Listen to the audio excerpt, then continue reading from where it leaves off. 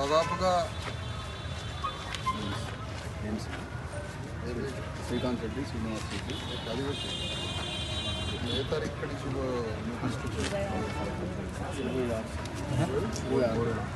ఇక్కడ నాగర్ కర్నూలు జిల్లా కొమెర గ్రామ బాధితులపై జరిగిన ఘోరమైన దాడి విషయంలో నాగర్ కర్నూలులో దాదాపు 22, 23, 24న నాగర్ కర్నూలు టౌన్లో మరి నిందితుల మీద ఇంత భారీ దాడి జరిగింది, ఇంత ఘోరమైన దాడి జరిగింది. ఆ దాడికి సంబంధించి ఎందుకు మీరు పోలీసులు నిందితుల్ని పట్టుకొని రావడం, వాళ్ళకి పనిష్మెంట్ వేయకపోవడం, వాళ్ళని అరెస్ట్ చేయకపోవడం, ఎఫ్ఐఆర్ చేయకపోవడం, రిమాండ్ చేయకపోవడం, వాళ్ళని యథేచ్ఛగా వదిలేయడం ఏంటి, బాధితుల మీద ఇంత చులకన స్వభావం ఏంటి అని 3 రోజులు 22, 23, 24, 25 ఆ 3 రోజులు నాగర్ కర్నూలు టౌన్లో పెద్ద ఎత్తున మరి ధర్నా పోరాటాలు శిబిరాలు నడపడం జరిగింది. అక్కడి నుంచి మొదలుకొని డిఎస్పీ గారు ఓకే తప్పకుండా కేసులు బుక్ చేస్తాం, తప్పకుండా వాళ్ళని రిమాండ్ చేస్తామని చెప్పడం జరిగింది. ఆ తర్వాత SC/ST అట్రాసిటీ యాక్ట్ అడిగాము, మహిళా సెక్షన్స్ పెట్టమని చెప్పాము. ఆ తర్వాత అటెంప్ట్ టు మర్డర్ పెట్టమన్నాము. ఈ సెక్షన్స్ అన్నీ పెట్టమని కోరి మరి 25, 26 దాకా ధర్నా శిబిరాన్ని నడిపించినా అంత పెద్ద ప్రయోజనం లేకపోవడం కారణంగా మరి మేము డీజీపీని కలవడానికి బాధితుల్ని తీసుకొని హైదరాబాద్కు పోవడం జరిగింది 26వ తారీఖు. డీజీపీ గారిని మరుసటి రోజు 27వ తారీఖు డీజీపీ గారిని కలవడం, ఆ డీజీపీ గారిని కలిసి డీజీపీ గారికి అన్ని విషయాలు వివరించి, అయ్యా మరి సార్ మీరు పోలీసు విభాగ అధిపతి రాష్ట్రానికి, మరి బాధితులకి న్యాయం చేయమని 3 రోజుల నుంచి అక్కడ పెద్ద పోరాటం చేసినా మాకు ఎలాంటి ప్రయోజనం లేకపోయింది, అందుకనే మీ దగ్గరకు వచ్చామయ్యా అని డీజీపీ గారిని కలిసి ఆ డీజీపీ గారికి వినతి పత్రం ఇచ్చాము 27వ తారీఖు ఆ ప్రాంతం. వారు ఇదంతా పరిశీలించి తప్పకుండా మరి కేసు బుక్ చేద్దాము, రిమాండ్ చేద్దాము, ఇవన్నీ చేసి పెడతాము, విచారించి చేస్తాము, న్యాయం చేస్తామని డీజీపీ గారు చెప్పడం జరిగింది. ఆ డీజీపీ గారు చెప్పిన తరువాత దాదాపుగా వారం 10 రోజులు ఎదురు చూశాం. వారం 10 రోజులు ఎదురు చూసినా ఎలాంటి న్యాయం జరగకపోయా, ఏ న్యాయం మేము ఆశించింది జరగలేదు. ఆ క్రమంలో మళ్ళీ మేము ఆ హైదరాబాదులోనే బీసీ కమిషన్ ఒకసారి, ఎస్సీ కమిషన్ ఒకసారి, మరి హ్యూమన్ రైట్స్ కమిషన్ని, ఉమెన్ కమిషన్ని, చైల్డ్ ప్రొటెస్ట్ కమిటీని ఇవన్నీ కలిసి అందరికీ కలిసి ఈ బాధితుల యొక్క గోడంతా మళ్ళొకసారి కలిపి తర్వాత human rights commission Shamim Akhtar గారు జడ్జి గారిని కలిసి విషయాలని వివరించాము. వారు 24 అట్లా వాయిదా వేశారు. ఆ రోజు మళ్ళీ ఒకసారి రమ్మని చెప్పడం జరిగింది. నోటీసులు కూడా సర్వ్ చేస్తామని చెప్పారు. ఓకే, ఇదంతా బాగానే ఉంది.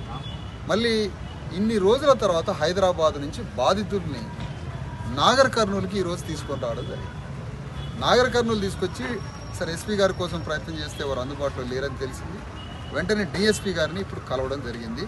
బాధితుల్ని తీసుకొని వారిని కలవడం జరిగింది. మా BC/SC/ST జేఏసీగా రాష్ట్ర అధ్యక్షుల్ని, ఈ ప్రాంత జిల్లా అధ్యక్షుల్ని రాఘవేంద్ర ముదిరాజుని ప్లస్ జిల్లా అధ్యక్షుల్ని సాయిని, మరి బాలయ్య గారిని రాష్ట్ర కార్యదర్శి, హ్యూమన్ రైట్స్ కమిటీ శ్రావణి గారిని, బాధితులందరినీ, పక్కనున్న వనపర్తి జిల్లా రామకృష్ణ గారిని, ఇట్లా దాదాపు 100 మంది మళ్ళీ డిఎస్పీ గారిని కలిసి చెప్పాము. మొత్తం జరిగిన పరిస్థితి అంతా చెప్పి, అయ్యా మేము 15 రోజులు హైదరాబాద్లో ఉన్నాం, డీజీపీ గారిని కలిసినాం, ఆల్ కమిషన్స్ని కలిసినాం, కానీ పెద్దగా ప్రయోజనం లేదు. మీరు మరి SC/ST అట్రాసిటీ యాక్ట్ మొదట మేము చెప్పిన అమ్మాయికి అప్లికబుల్ కావట్లేదు అన్నారు. మరి రెండవ అమ్మాయి అదే గొడవలో బాధితురాలు అయి ఉన్నది. ఆ రోజు అప్లికేషన్ సరిగ్గా రాయలేకపోవచ్చు, రాయడం కూడా మా ప్రజలకి బాధితులకు అంత సరిగ్గా నాలెడ్జ్ ఉండదు. అయినా కూడా మీరు అట్రాసిటీ యాక్ట్ మరి ఆ రెండో అమ్మాయి మీద అప్లికబుల్ అయ్యేటట్టు చూడాలి, మరి మహిళా సెక్షన్ పెట్టాలి, మరి మర్డర్ కేసు నమోదు చేయాలని మళ్ళొకసారి వారికి అప్లికేషన్ ఇచ్చి మెయిన్గా వారిని అడిగింది ఏంటంటే హైదరాబాద్ నుంచి బాధితులను తీసుకొచ్చి నాగర్ కర్నూలులో ఉంచుతున్నాము, నాగర్ కర్నూలులో వాళ్ళ గ్రామానికి వాళ్ళు వెళ్ళిపోతున్నారు, మళ్ళీ వాళ్ళ కూలినాలు పనులు చేసుకొని వాళ్ళు ఏం పని చేసుకుంటారో ఆ పని చేసుకుంటారు. బాధితురాలు మౌనిక తల్లి అక్కడ, మౌనిక ఇక్కడ నాగర్ కర్నూలు టౌన్లోనే ఉంటుంది, గణేష్ వాళ్ళ తల్లి నాగర్ కర్నూలు దగ్గర కొమెర గ్రామానికి తాను వెళ్ళిపోతుంది. మరి మిగతా వాళ్ళ పెద్ద కొడుకు ఆయన మరి హైదరాబాద్లో ఉంటాడు, అవసరమైనప్పుడు ఇక్కడికి వస్తాడు. ప్రధానంగా మేము అడిగింది ఏంటంటే వీళ్ళు సెక్షన్స్ సరే మీరు ఎప్పుడు అమలు చేస్తారో ఏంటో మా పోరాటాలు మొదలైతే మళ్ళీ మా నాగర్ కర్నూలులో మేము మళ్ళీ పోరాటాన్ని చేయక తప్పట్లేదు. మీరు ఎందుకంటే ఇంకా పెట్టాల్సిన సెక్షన్స్ పెట్టలేదు. దాదాపుగా 5గురిని రిమాండ్ చేశారు. ఓకే, అంతవరకు బాగానే ఉంది. ఇంకా 4గురిని రిమాండ్ చేయాలి. మరి తుకారాం గారు అసలు సూత్రధారి, మరి రేవంత్ రెడ్డి గారి బంధువు అని అంటున్నారు, మనకు తెలియదు. మరి ఇట్లాంటి వాళ్ళని అరెస్ట్ చేయాల్సినటువంటి అవసరత ఉంది. మరి వాళ్ళు అబ్స్కాండ్ అయ్యి తప్పించుకొని తిరుగుతున్నారట. మరి తప్పించుకొని తిరుగుతున్నారు కాబట్టి మరి ఎందుకు తప్పించుకుంటారో, తప్పించుకోవడం అని అంటే మరి పోలీసుల వైఫల్యమా, వాళ్ళు తప్పించుకోవడంలో సామర్థ్యలా, ఇది తేలాల్సిన అంశం. పోలీసుల వైఫల్యం అయితే వాళ్ళు తప్పించుకుంటారు. అదే మరి ఎస్సీ ఎస్టీకి సంబంధించిన బీసీ వాడు ఎవడన్నా తప్పించుకుంటే వాడు పెడరెక్కలు ఎరగొట్టి అయ్యాలని అమ్మని పట్టుకొని వస్తే వాడు దొరికిపోతాడు. మరి వీళ్ళు ఎందుకు దొరకట్లేదో తెలవట్లేదు. అయినా మిగతా 4గురిని తీసుకురావాలా, రిమాండ్ చేయాలా 5గురితో పాటు.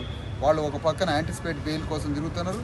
ఆ బెయిల్కు పోయినా కూడా ఇంకో సెక్షన్ మీద నేను తీసుకొని రమ్మని కోరుతా ఉన్నాను. ఒకటి కాదు 4 సెక్షన్స్తోనే పట్టుకొని రావచ్చు. యాంటిసిపేట్ బెయిల్ కోసం తిరుగుతున్నారు వాళ్ళు.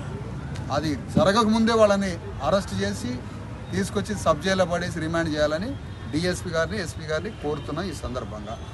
ఇక బాధితులు నాగర్ కర్నూలులోనే ఉంటారు. తల్లి వాళ్ళ కొమెర గ్రామానికి వెళ్తుంది. ఈ బాధితుల పక్షాన ఈ కేసులు, ఈ సెక్షన్స్ ఇంప్లిమెంట్ చేసి వాళ్ళని మొత్తం ఈ కేసుల మీద అరెస్ట్ చేసి రిమాండ్ చేసి పంపిన దాకా మా పోరాటం కొనసాగుతూనే ఉంటుంది. మా పోరాటానికి ఈరోజు విరామం కావచ్చు, కానీ విరమణ కాదు. సెక్షన్స్ అమలు చేయాలి, వాళ్ళని రిమాండ్ చేయాలి, తీసుకుపోయి సబ్ జైలు వేయాలి. 5గురిని తీసుకుపోయి మహబూబ్నగర్ జైలు వేసి చెప్తున్నారు సారు. ఓకే, మిగతా వాళ్ళని కూడా అరెస్ట్ చేసి రిమాండ్ చేసి జైలు పారేయాలని కోరుతున్నాం. కేసు పకడ్బందీగా బలంగా బాధితుల పక్షాన ఉండి వాళ్ళందరినీ, ఎవడైతే నిందితులు ఉన్నారో వాళ్ళందరినీ జీవిత ఖైదు ఉరిశిక్షలు పడేంత వరకు కేసు వైపు, బాధితుల వైపు పోలీసు ప్రభుత్వం బలంగా ఉండి కేసు నిర్వీర్యం కాకుండా బలంగా నిలబెట్టాలని ఈ సందర్భంగా కోరుతున్నాం. మరొకసారి ముఖ్యంగా చెప్పాలనుకుంటే బాధితులకి పోలీసు రక్షణ కల్పించాలి. వారు ఇక్కడే ఉంటున్నారు. బాధిత కుటుంబం మొత్తానికి పోలీసు రక్షణ కల్పించాలని ఈరోజు నాగర్ కర్నూలు డిఎస్పీ గారిని రాతపూర్వకంగా మరియు ఓరల్గా ఇంతమంది పెద్ద మనుషులను తీసుకొని పోయి మాట్లాడటం జరిగింది. వారు కూడా సానుకూలంగానే మరి ప్రొటెస్ట్ చేస్తా అన్నారు పోలీసులతోటి. కాబట్టి ఈ సందర్భంగా వాళ్ళకి ప్రొటెక్షన్ ఇవ్వాలని కోరుతున్నాం. మా పోరాటం రేపో ఎల్లుండో మరి ఇంకా చూస్తాం. రేపు ఒక్కరోజు చూసి ఇంకా వాళ్ళని అందరినీ అరెస్ట్ చేసి అనుకున్న సెక్షన్లు ఇంకా పెట్టకపోతే ఎల్లుండో రేపో ఒక 2 రోజులు ఆగి మా పోరాటాన్ని ఏదో ఒక రూపంలో నాగర్ కర్నూలులో కొనసాగిస్తామని తెలియజేస్తున్నాము. ఈరోజు మాత్రం జరిగింది. అందరికీ ధన్యవాదాలు మీడియా.